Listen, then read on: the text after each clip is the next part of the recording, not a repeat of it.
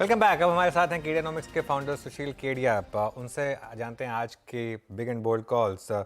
सुशील ji, good morning. आज की rocket call से मॉर्निंग। शुरुआत करते हैं फिर। देखिए, रॉकेट्स तो ऐसा है ना।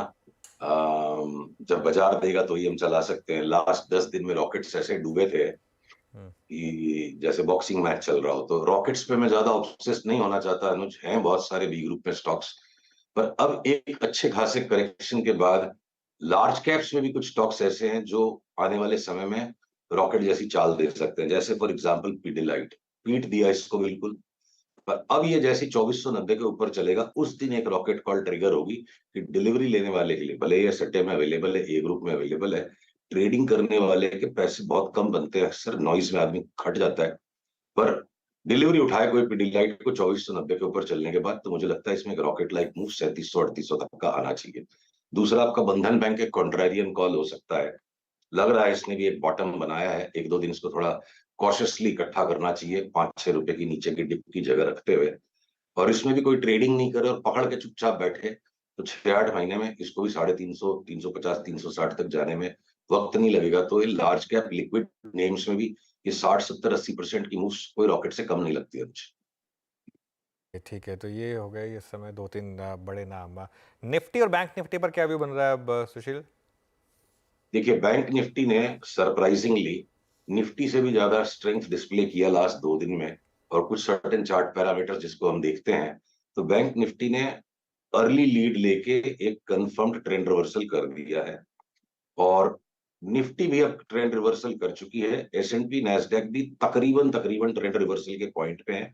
पर कल चूंकि वहां एफओएमसी की मीट है, वो एक बार निकल जाए रास्ते से बाधा, तो global equity indices and Indian indices, they are all looking कि सारे एक साथ लॉक इन स्टेप। अब यहाँ से बॉटम बनना चाहिए। हो सकता है ऑलरेडी बन चुका है। सो एग्जाम्पल के तौर पे जिन्हें ट्रेडिंग करनी ही है और वो स्टॉक्स पे फोकस नहीं कर सकते, तो जब तक आज का बंद निफ्टी पे 19,120 के ऊपर ऊपर आता है, हम अपने कैलकुलेशन को चेंज नहीं करेंगे। और जब तक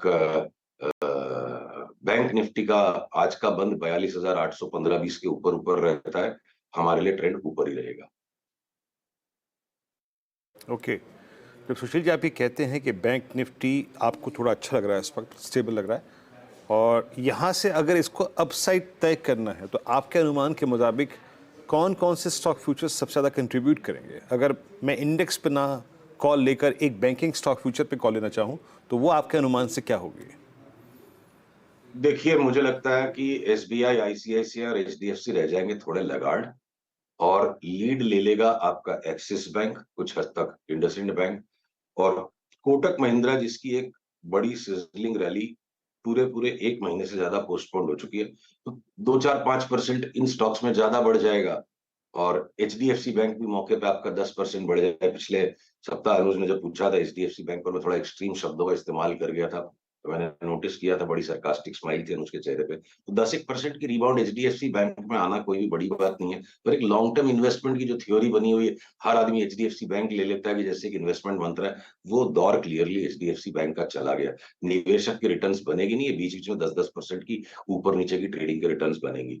तो फ्लैक्सिड टू ढीले से रहे और बाकी के छोटे वाले बैंक और कोटक शायद 5-7% इनसे ज्यादा बढ़ जाएंगे। मैं sarcastically नहीं स्माइल करता हूँ सुशील। या तो मैं स्माइल करता हूँ या मैं फ्राउन करता हूँ। मुझे sarcastically स्माइल करना आता नहीं है। अच्छा अच्छा, ठीक है, मेरे को लगा ऐसा। अच्छा, ठीक है। अच्छा, सुशील, वो बीएससी में वो मूव आया बड़ा, आपने खैर प्रॉफिट भी बुक किया, आपने ऑन एयर बोला था कि आपने प्रॉफिट बुक कर लिया, लेकिन ये रुक ही राइट। नहीं रहा है। ऐसा क्या हो गया इसमें? देखो, ऐसा है अनुज, जब आदमी राइट हो जाता है तो उसे लगता है वो स्किल्ड है। पर हकीकत ये है कि स्किल भी लक से ही काम करती है। तो जब तक चल गया लक, जितना आप लेके निकल पाए निकल गए। अब पलट के इसमें घुसना मुझे कोई भी तरह की, हमारे लिए समझदारी नहीं लगती। जहां हम घुसेंगे वहीं है इसको नीचे आना है। अगर मेरे स्क्रीन पे बीएससी की चार्ट दिख रही है, तो बिल्कुल एक फाइनल टॉप के जैसा पिक्चर लग रहा है। तो आने दीजिए, इसमें करेक्शन देखते हैं। 1100, 1150 के करेक्शन में अगर दोबारा बाई का पैटर्न आएगा, आपकी हमारी पहले बात हुई थी कि 400 से एक बार हम 1200, 1250 तक की चाल खेल रहे हैं, जिसको हम 1400 तक खेल के हट गए। अब अगर दोबारा पुल बैक में बाई का पैटर्न मिलेगा तो देखेंगे, चढ़ के नहीं लेंगे। हो सकता है इसमें 2500 तक की भी चाल आ जाए, पर इसकी छोटी बहन जो सीडीएसएल, जिसमें बीएसई का भी काफी स्टेक है, वो अगर अभी तक बहुत नम्रता से चला है और इस तरह की उछल कूद जैसी बीएसई में है, इसमें नहीं बनी है, तो मच मोर सोबर चार्ट है कि जहां हाथ पैर टूटने के, आपने बीएसई लिया, लेते ही 300 रुपया नीचे हो जाएगा तो पसीने निकल जाएंगे। सीडीएसएल में लगता है कि वर्स्ट केस सिनारियो 100 रुपए तक की जगह कोई रख के चले और यहाँ से सीडीएसएल को डिलीवरी उठाए, तो बीएससी का बेटर प्रॉक्सी सीडीएसएल लगता है कि एक बार 1700-1800 की इमीडिएट चाल है, उसके बाद फिर थोड़ा विश्राम करे और ये भी शनै शनै 2400-2500 तक जा सकता है। तो रिस्क को ध्यान में रखते हुए अब मैं बीएससी की बजाय सीडीएसएल को प्रेफर करूंगा। राइट होना हर रोज जरूरी नहीं है, मोटे पैसे बना के मोटे निकलना और दोबारा फंसना नहीं, तभी बीएससी में तो हाथ डालने में डर लगता है। सीडीएसएल रिस्क के अनुपात में बेटर चार्ट लगती है। ओके, रिलायंस पे क्या व्यू बन रहा है अब सुशील? कल एक बड़ा मूव आया रिलायंस में। तो देखिए, अब रिलायंस जो है ना, किसी जमाने में कहते थे कि रिलायंस की तेजी छेली तेजी, पर अब बाजार इतने बदल गए और रिलेटिव अनुपात जो स्टॉक्स का बदल गया है। मैं इसकी आपको चार्ट दिखा के बात करना चाहूंगा। मुझे लगता है रिलायंस लीड करेगा बिल्कुल फ्रंट से। और ये देखिए, जो रिलायंस का ये जो 2 दिन पहले जो बॉटम बना है, इस नीचे से आई मूव का जो 2000 से मूव आई थी 2600 तक, ये एक लेग हो गया 5 वेव का, और उसके बाद अभी इसका करेक्शन है। अभी पीली रेखा के ऊपर जाते के साथ, यानी कि 2343 के ऊपर जाते के साथ, हम अपने सब्सक्राइबर्स को जो लास्ट 2 दिन में रिलायंस में बाई दे चुके हैं, उन्हें डबल करने के लिए कहेंगे। अगला पड़ाव इसका मुझे 2900 लगता है, और 2900 पर कुछ विश्राम करने के बाद अगर ये 3300 तक भी चला गया, तो देखिए, भले ये ए ग्रुप में है और इसमें किसी जमाने में बहुत स्पेकुलेशन भी होता था, आज भी होता है। असली स्टोरी अगर इसमें बनेगी तो ये जो स्पिन ऑफ्स आएंगे, तो जिसके पास डिलीवरी का काम करने की क्षमता हो और उतनी क्वांटिटी में काम करे, तो आप ये स्पिन ऑफ्स और इन चीजों का पूरा बेनिफिट ले पाओगे, तो इसमें बड़ा पैसा रिलायंस में बन सकता है। 2300 का स्टॉक अगर 3300 हो जाए, साथ में स्प्लिट्स भी कुछ मिल जाती है अलग कंपनी की, तो बड़ी रिटर्न बन सकती है। डिलीवरी का जितना काम करके रिलायंस में, मुझे लगता है रिलायंस सारे लार्ज कैप्स में अगले 3-4 महीने का सुपरलेटिव आउट परफॉर्मर हो सकता है। एक आखिरी सवाल, क्योंकि आप इन सब डेवलपमेंट्स को ट्रैक करते हैं, यूएस बॉन्ड यील्ड्स एफओएमसी की मीट से पहले वहां पर क्या व्यू बन रहा है? और कल जो यूएस मार्केट में शॉर्ट कवरिंग आई, सुशील, वहां क्या व्यू बन रहा है आपका? देखिए, जैसे यहाँ पे हर एक इंडेक्स के बीच में थोड़ा सा ट्रेडिंग में छद्म-सा होता है। S&P 500 ने तो क्लियर कट अपनी डाउन ट्रेंड लाइन को रिवर्सल करके, ब्रेकआउट करके प्रॉपरली बंद हो गया। नैस्डैक ने अभी भी थोड़ी सी गुंजाइश रखी है, और जिस चीज के कारण लास्ट 10-12 दिन जो हम चित हो गए थे, रॉन्ग हो गए थे, एक बार मन के चार्ट देखना बंद कर दे, वो यूएस डॉलर इंडेक्स का कोरिलेशन बदल गया था। कोरिलेशन भी स्थायी नहीं रहता, पर वो वापस रीस्टेबलाइज हो रहा है, और यूएस डॉलर इंडेक्स ने अच्छा तगड़ा सेल सिग्नल कंफर्म्ड दे दिया है। बैंक निफ्टी और यूएस डॉलर इंडेक्स, ये दो में स्पष्ट रिवर्सल सिग्नल है।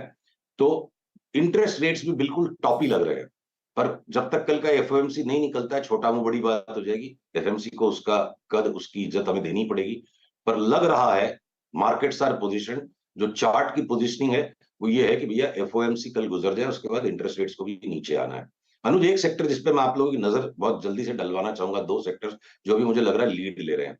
आईटी स्टॉक्स, जिनको हम लगातार पिछले 3-4 महीने से लेना ही नहीं है, बेच के चलेंगे, अब वो हमारा स्टैंड चेंज हो गया है। अब आईटी में हम ले लेके बेचेंगे, और इन्फोसिस, विप्रो, टीसीएस के अंदर मुझे सबसे ज्यादा स्मूथ मक्खन जैसी चार्ट विप्रो की लगती है, जो कुछ दिनों पहले हुए बॉटम से करीब 30-35% बढ़ जाए, और मिड कैप आईटी स्टॉक्स में एलटीटीएस अच्छा लग रहा है 35-40% की मूव के लिए। और इवन नौकरी फ्यूचर्स जैसे 4150 के ऊपर बंद होंगे, ऑटोमेटिकली हमारा कॉल आ जाएगा कि ये 6500 तक की चाल इसमें आ रही है। सुशील, बहुत बहुत शुक्रिया आज हमारे साथ जुड़ने के लिए और हमसे बात करने के लिए और ये सारे कॉल्स शेयर करने के लिए। चलिए, अब शो को यहीं विराम देंगे और वीरोर में इजाज़त लेंगे आपसे। नीरज जी आ गए स्टूडियो में। Neeraj ji, good morning, over to you.